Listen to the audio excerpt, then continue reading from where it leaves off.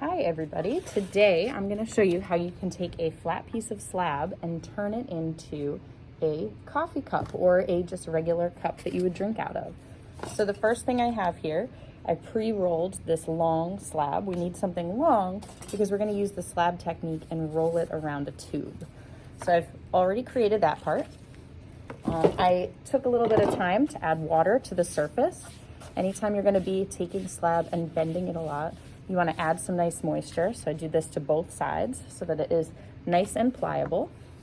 And my next step is I'm going to cut out a rectangle because you want to have one long rectangle that will go around your tube. The tube I chose is pretty small, but remember the clay will take up some space around it. And I covered it in newspaper so that the clay does not get stuck to the actual tube.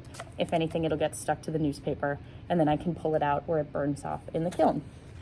So I'm gonna start with that rectangle as I suggested. I'm gonna use as much of this clay as I can. So I'm gonna keep a nice straight edge down at the very base. And I'm gonna do the same thing at the very top, trying to keep them uniform if you wanna have a parallel cup, like more of a traditional cup. You can, though, kind of add some crazy angles here if you wanna do something kind of interesting.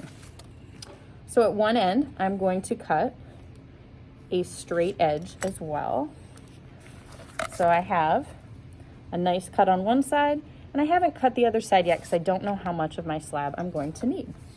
So I'm gonna take my tube now that I've covered, and I'm gonna hold it right at the very base. I'm gonna wrap my slab around.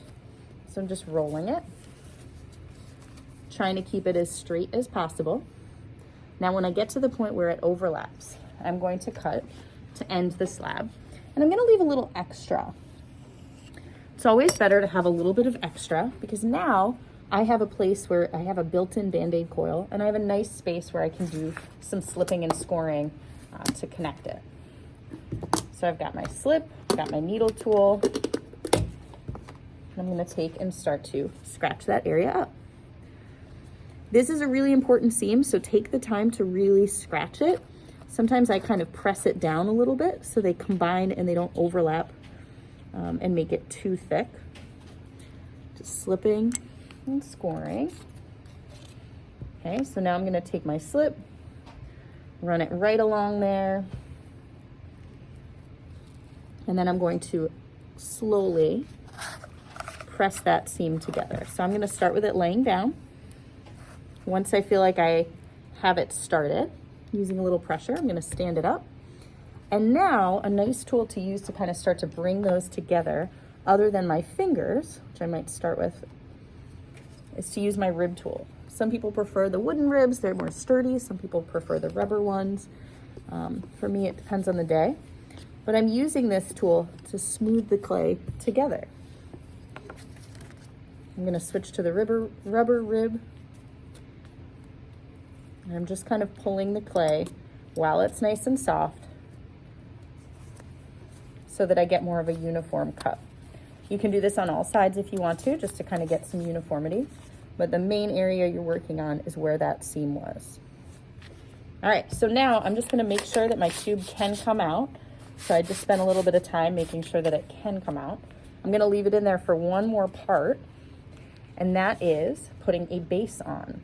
So I'm gonna use my extra clay here. I'm gonna cut out a circle that's just slightly bigger than the form that I have. This will be the base of the cup. In my case, I'm making a little tiny cup. All right, so now I know I'm going to slip and score where it was touching. That little extra clay will kind of become the Band-Aid coil as well. So really scratch up that surface so that they fuse together well. Once again, I'm gonna take some nice slip, cover it, set my clay down, and as I mentioned, that little extra edge is now gonna be able to be pulled up to make the bottom foot. All right, so now this is pretty messy. Once again, I can go and use that rib tool to kind of fuse the pieces together a little bit more. Ultimately, once it's leather hard, I can do some other things to it. I can make sure the top is really level. I can carve into it. I can also use my planer tool to kind of recreate and smooth it as well. But while it's in the soft stage, it's a nice time to do any overall smoothing to kind of get rid of those lines that I might see. All right, last thing to know about this, before I take it, or before I go to put it away to let it get leather hard, I need to take that tube out. Clay shrinks over time, and if I let it shrink with the tube in it, I might never get it out again. So in this case, I took the tube out, the newspaper is still in there.